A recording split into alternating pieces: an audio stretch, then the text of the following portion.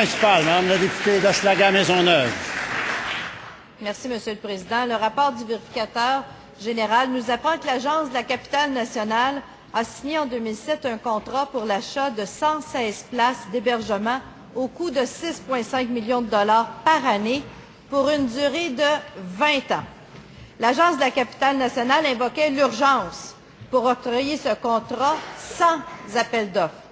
Le vérificateur se questionne, et je le cite, « Le contrat signé dans un tel contexte aurait dû se limiter à une période de temps plus restreinte, étant donné que la situation d'urgence était invoquée. » Comment le ministre peut expliquer que l'Agence de la capitale nationale ait pu octroyer un contrat de 130 millions de dollars sans appel d'offres pour une durée de 20 ans?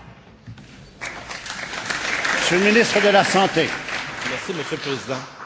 Dans un premier temps, je réitère que la décision a été prise au niveau de l'Agence et que le ministère n'a jamais participé à cette décision-là. Premier élément.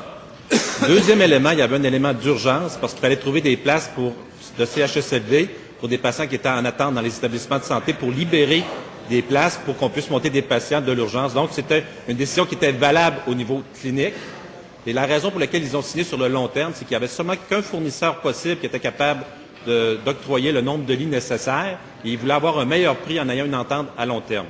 C'est questionnable, le 20 ans, mais dans le contexte de l'urgence, dans le contexte des besoins de patients, je pense que c'était justifié d'avoir des places de CHSLD ouvertes à court terme. Première complémentaire, Madame la députée d'Hochelaga-Maisonneuve. Alors, Monsieur le Président, le vérificateur le dit bien, le gouvernement a perdu le contrôle dans la gestion des CHSLD. La saga de l'achat des places dans la capitale nationale ne s'arrête pas là.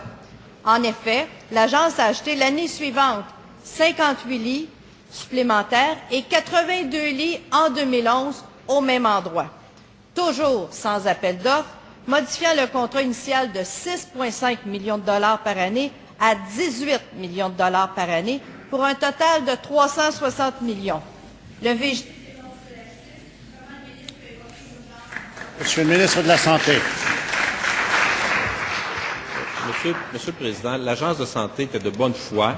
Ce qu'ils voulaient, c'est avoir plus de places de CHSLD et en construire dans le public aurait pris des années, alors qu'il y avait une possibilité de faire une entente avec un promoteur.